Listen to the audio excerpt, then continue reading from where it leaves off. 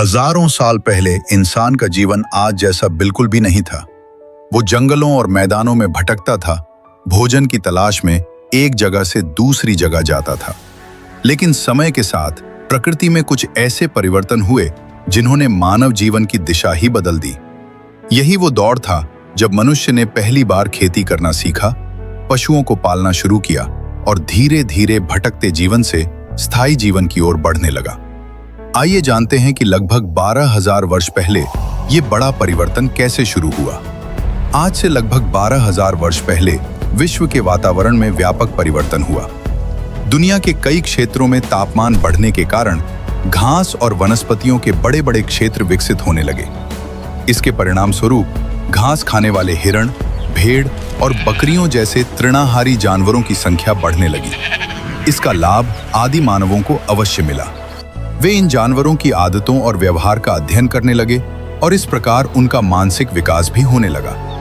वातावरण में आए परिवर्तन के कारण घास, पेड़ों और अन्य वनस्पतियों के साथ साथ वे गेहूं, जौ और अन्य अनाजों के संपर्क में आए।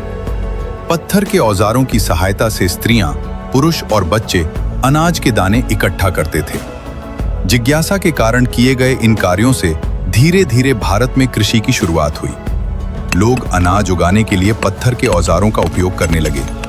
वे नदियों के किनारों के आसपास अनाज उगाने लगे।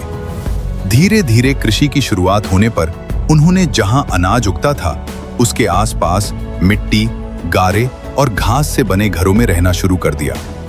इस प्रकार धीरे धीरे उनके भटकते जीवन का अंत हुआ और स्थायी जीवन की शुरुआत हुई। उनके स्थायी जीवन का पहला साथी या मित्र कुत्ता था। इसके अलावा वे भेड़, बकरी, गाय, भैंस और सूअर जैसे पशुओं से भी परिचित थे। धीरे धीरे उन्होंने इनके साथ भी सामंजस्य स्थापित करना शुरू किया। वे इन पालतू पशुओं को जंगल के हिंसक जानवरों से बचाते थे। इस प्रकार वे खेती के साथ साथ पशुपालन से भी जुड़ गए। हालांकि मनुष्यों ने पशुओं का उपयोग दूध के लिए कब से शुरू किया, इस विषय पर अभी भी शोध जारी है।